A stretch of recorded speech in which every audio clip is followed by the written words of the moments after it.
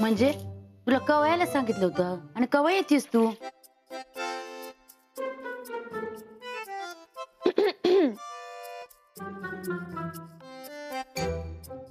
कोण आहे तुम्ही? मॅडम एकदम स्वयंपाकघरात कसे काय आले तुम्ही? बाईसाहेबांना भेटायचं का तुम्हाला? का ताईसाहेबांना? मी बाईसाहेबांना बोलून आणते जे.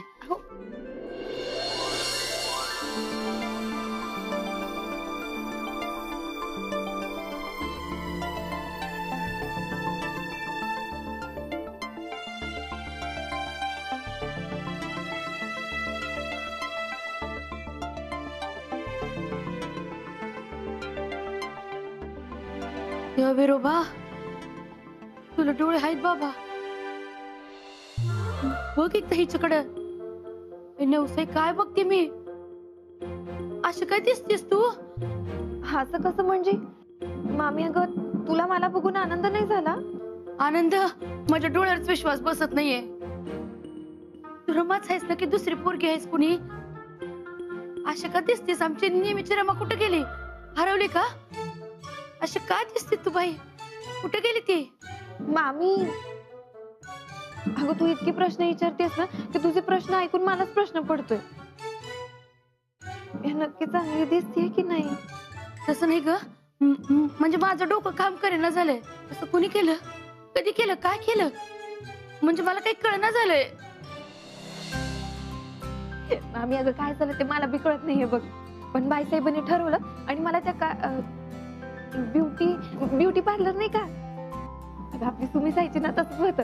पण तालुक्याला मोठ्या ब्युटी पार्लरला घेऊन गेल्या होत्या मला. अरे मोठमोठ्या मशिनी होत्या. बाप रे बाप.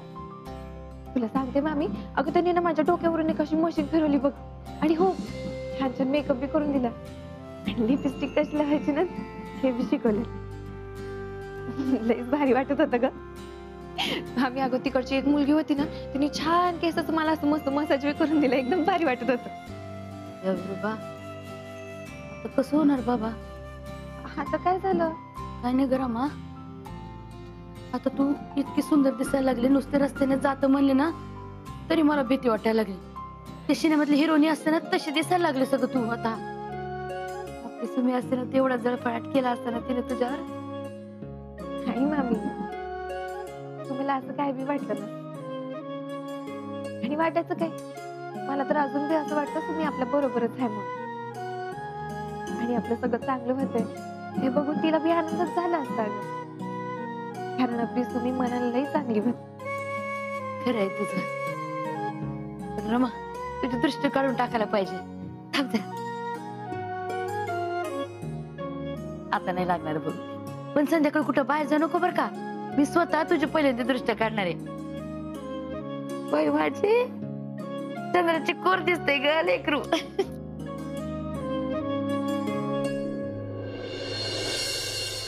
बाईसाहेब रमाचा एकदम काया पालटच करून टाकला तुम्ही. तुम्हाला आवडला ना? पाहिजे नाही म्हणजे कसं आहे तुमची परवानगी न घेता तुमच्या भाचीला घेऊन गेले ते सुंदर बनवायला. म्हणून म्हटलं तुम्हाला आवडतंय का नाही? हो आता रमा तुमचीच आहे. तिच्यावर हक्क आणि अधिकार तुमचाच आहे. गावात पहिल्यांदा आलेली रमा आणि समोर असलेली रमा लय फरक झालाय. सरला दृष्ट काढो माझ्या सुनबाईंची. खरंच माझीच नजर लागेल की सुंदर दिसते.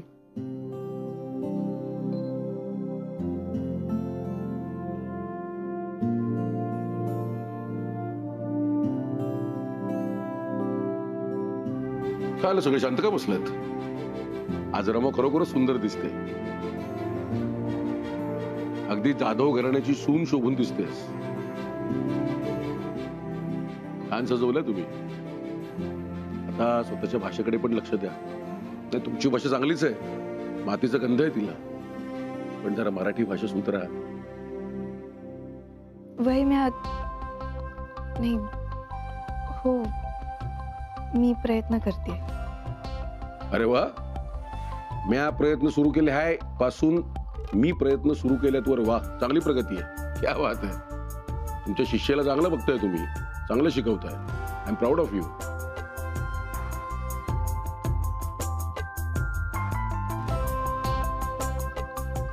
काय प्रतापराव,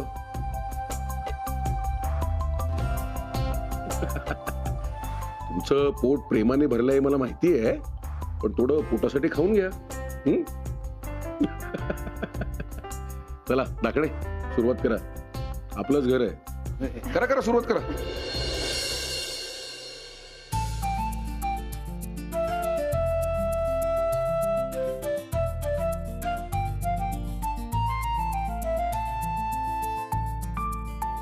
छोटे मलक, अहो तुम्हाला सांगितलं होतं ना, नाही म्हणजे लग्न ठरलंय, पण इथे वाड्यात असं नको ना भेटायला. नाही मला माहिती आहे, भाडा आणि गेस्ट हाऊस जवळजवळच आहेत, रात्रीची आहे ना, म्हणून म्हटलं. रमा, हे म्हणजे लहान मुलाला चॉकलेट खाऊ नकोस असं सांगण्यासारखं आहे. छोटे मलक, अहो काय बोलताय तुम्ही? मग काय,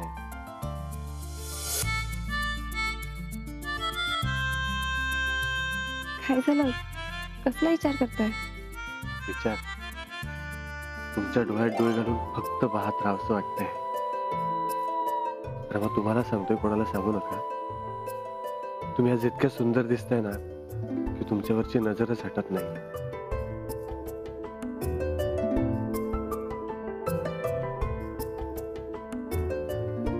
हे तुमचं लाजणं, ह्यामुळेच आपल्या भेटी लांबतात.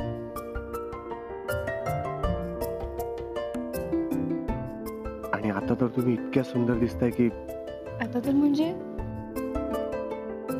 छोटे मला कधी सुंदर नव्हते मी. तुम्ही सुंदरच आहात, पण पर काय? आता तुमच्याकडे पाहिल्यावर वेड लागल्यापासून दुसरं काहीच होऊ शकत नाही. रमा, तुम्ही अगदी सुंदर परीसारख्या दिसताय. छोटे मला पुरे झालं माझं कौतुक. ठीक आहे, आपण उद्या डेटवर जातो. ठीक म्हणजे? डेट म्हणजे आपण भेटायचं, फिरायचं आणि मजा करायची. छोटे मला आत्ताच सांगितलं होतं ना तुम्हाला. आणि तसं बी रोजगार केंद्राला सुट्टी झाली आहे, म्हणून मग मला उद्या यायला नाही जमत. मग काय? अहो मग काय, मग आज सुट्टी घेतली म्हणून काय रोज रोज सुट्टी घ्यायची वय? आणि आजची कामं खोळंबली असतील म्हणून उद्या तर जावंच लागेल. ठीक आहे, मग आपण उद्या संध्याकाळी आपल्या नेहमीच्या ठिकाणी भेटूया. आणि तसंही मला तुम्हाला नवसाई देवीच्या मंदिरात न्यायचं. नवसाईच्या मंदिरात का? त्या देवीला सुद्धा तुमचं हे रूप बघू दे ना. तिची लेक किती सुंदर दिसते ते. छोटे मला आता नवसाई म्हटल्यावर मी तरी नाही कसं म्हणू. जाऊ आता. ठीक, उद्या संध्याकाळी आपण नेहमीच्या ठिकाणी भेटतोय. चालेल.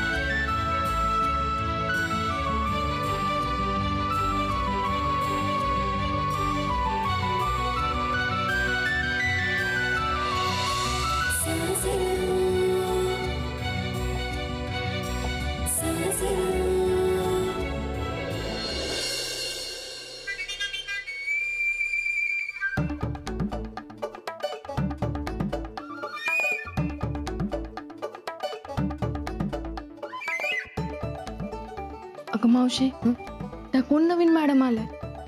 आणि आलं तर आल्या सर स्वयंपाकघरात घुसलं. तुझं लक्ष कुठं आहे? अगं मी समजायचा प्रयत्न केला त्यांना, पण ऐकतच नाही. असं कसं ऐकत नाही? बघ ना, पाहुणे म्हणून आले तर सरळ स्वयंपाकघरात जायचोय. मी बाहेरच निघून आले. आईसाहेब आणि बाईसाहेब आल्या तर चिडतील ग. मला खूप भीती वाटते. म्हणजे एक काम करतेस का, तू जरा समजावून सांगतेस का त्यांना? त्या शालिनी मॅडम आहेत ना, त्यांच्या कोणीतरी असावेत बहुतेक. जरा समजावून सांग. बरं बघते.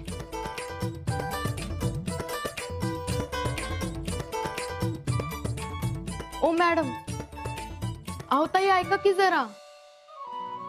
अहो मग बोला की जरा.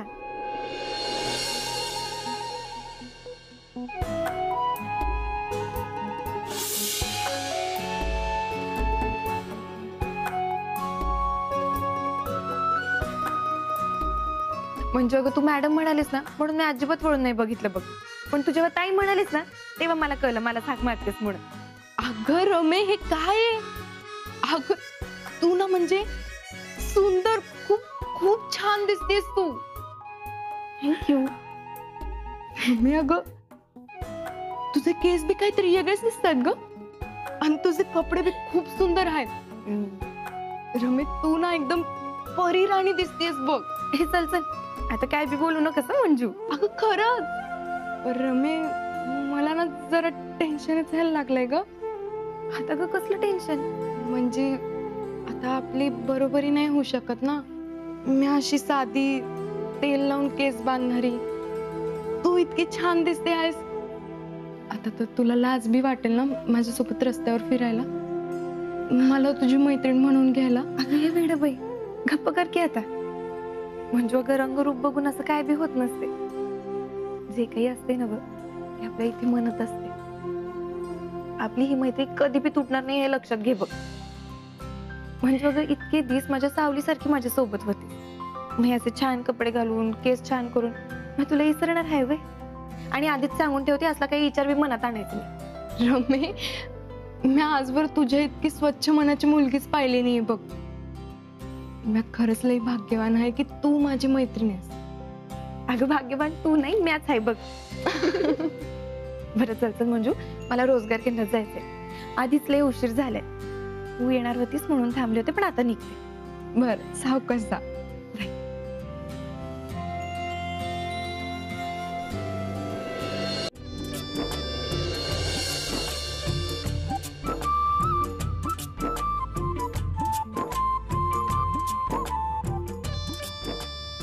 रमा हो इकडे ये.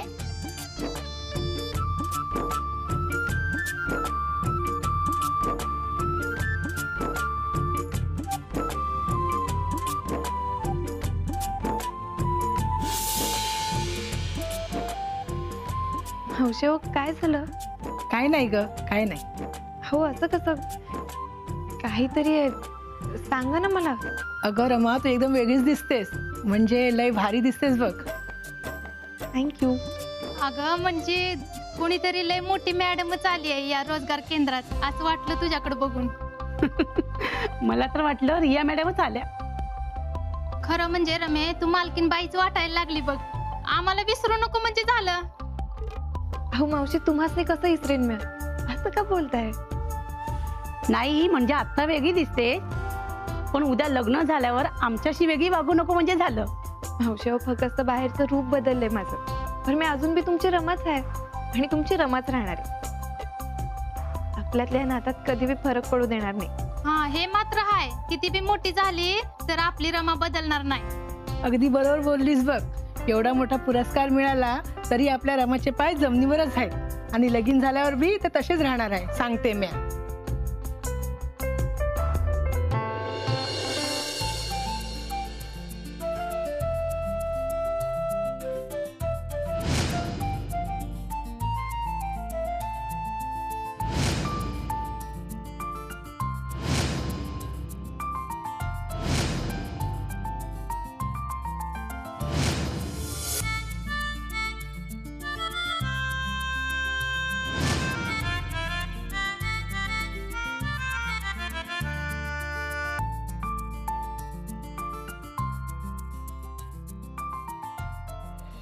अरे पायावर पडला असतं म्हणजे थोडक्यात वाचलाय तुझा पाय. लक्ष कुठे तुझं? अगं चुकून. होत्या तशा चुका कधी कधी. जेव्हा माणूस काम वेगळंच करत असतो आणि डोक्यात भलतेच विचार चालू असतात. काय तुला सतत असं का वाटत असतं की माझ्या डोक्यात भलतेच विचार चालू असतात म्हणून? वाटत नाही मला खात्री आहे. बरं एक विचारू का? मला खरं खरं सांग. बोल ना. तू आता रमाचा विचार करत होतास ना? म्हणजे तिचा मेकओव्हर झाल्यानंतरचा लुक तुला आठवत होता हो ना? खरं सांगा माझ्यापासून लप्पाछप्पी करायची नाही. बरोबर आहे ना? तू रमाचाच विचार करत होतास ना? अरे बाप रे तू चक्क लाजतोय. काय? काही नाही बरोबर पकडलं मी तुला. साहजिक आहे चालायचं. बरं ते जाऊ दे. मला सांग तुला कसं वाटलं आमचं सरप्राईज? छान. पण हे सगळं कोणाच्या डोक्यात आलं? आमच्या? तुला काय वाटतं तुझी आई आणि बहीण काय एवढे डंब आहेत का? नाही म्हणजे रमा तशाही छान दिसत होत्या, पण आता तर कमालच. तुम्हा दोघींचे आभार मानायला हवेत. तुला आवडलं ना सरप्राईज? मग ठीक आहे. तेजू, तू हल्ली खूप साधी राहायला लागलीस. तू सुधारा ना आधी सारखी. हो का? मग ठीक आहे, मी सांगते ते सगळे कॉस्मेटिक्स मला आणून दे. Foundation, lip liner, mascara, eye shadow, eye pencil, काजळ, हेअर पिन्स, नेल पॉलिश. अरे बापरे, एवढं? मग आता हे सगळं मला आणून द्यायचं बरं का?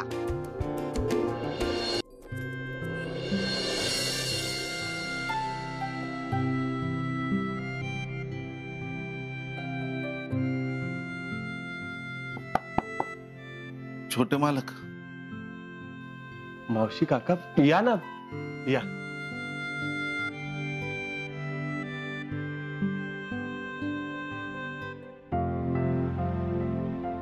काय झालं? छोटे मालक, एका महत्वाच्या विषयावर बोलायचं होतं तुमच्याशी. कारण रावसाहेबांशी या विषयावर नाही बोलू शकत. म्हणून म्हणलं की तुमच्याशीच बोलूया आधी. तुम्ही कुठला गैरसमज करून घेऊ नका जे. बोला ना, काय बोलायचंय? याआधी भाजी विकायला मी तालुक्याला जायचो, पण आता रावसाहेबांनी इथं दुकान काढून दिलंय, ते व्यापार मार्गी लागले. आणि तुमच्या कृपेमुळे गेले काही दिवस आम्ही इथं राहतो. कसं आहे ना छोटे मालक, की आता आमची मुलगी तुमच्या घरात सून म्हणून येणार आहे. आता आम्हाला असं वाटतंय की तुमच्या या उपकाराखाली जास्त दिवस राहायला नको. चांगुलपणानं समज करताय, पण तुमच्या चांगुलपणाचा जास्त गैरफायदा घ्यायचा नाही आम्हाला. त्यामुळे आम्ही लवकरात लवकर इथून दुसरीकडे जाणार आहे. दुसरीकडे? हो, म्हणजे दामूशी बोलणं झालंय. दामूचं शेतावरचं घर नाही का? तुमची परवानगी असेल तर आम्ही तिथं राहायला जातो. काका, मावशी, मी तुमची बाजू समजू शकतो. मी सगळे खूप स्वाभिमानी आहात, पण आम्हाला असं परक नका समजू. मी तुम्हाला आपलं मानले. उलट माझी तुम्हाला विनंती आहे की जोवर लग्न होत नाही तोपर्यंत तुम्ही इथेच राहा. आणि सरला मावशी इथे काम करतातच की. तुम्हाला दामूकडे राहायला जायची काही गरज नाही. इथेच राहा आणि निश्चिंत राहा.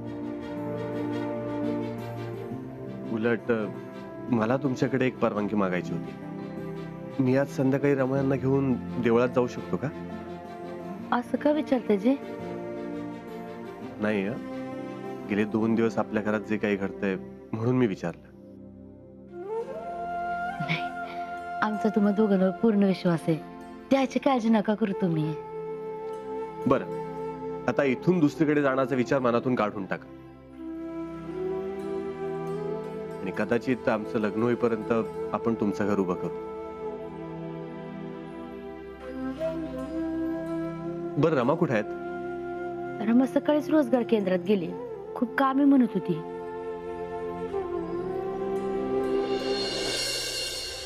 रमा, हो, आता हे आमचं काम आता होतच आलंय. बरं मग अंदाजे कधीपर्यंत पूर्ण होईल? 2-3 तासात होईल बघ. अरे वा. बरं मग तुमचं काम झालं ना की मला सांगा, म्हणजे मग ते मोजून लगेच बिल बी बनवून टाक. येऊ का?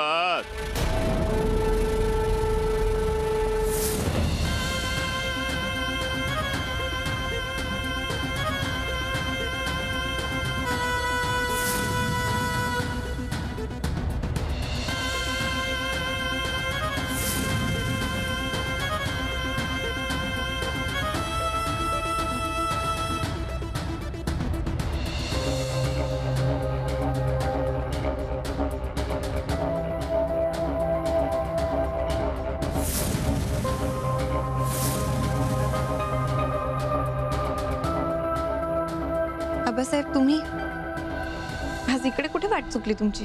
वाट चुकली नाही हो. रोजगार केंद्राकडे येण्याची वाट पकडून नीट इथपर्यंत आलो आम्ही. खास तुम्हाला आशीर्वाद द्यायला आलोय मी रमा. आमच्या जुन्या रमाला आशीर्वाद द्यायला. अरे देवा, तुम्ही तर पुरा काय पालट केला की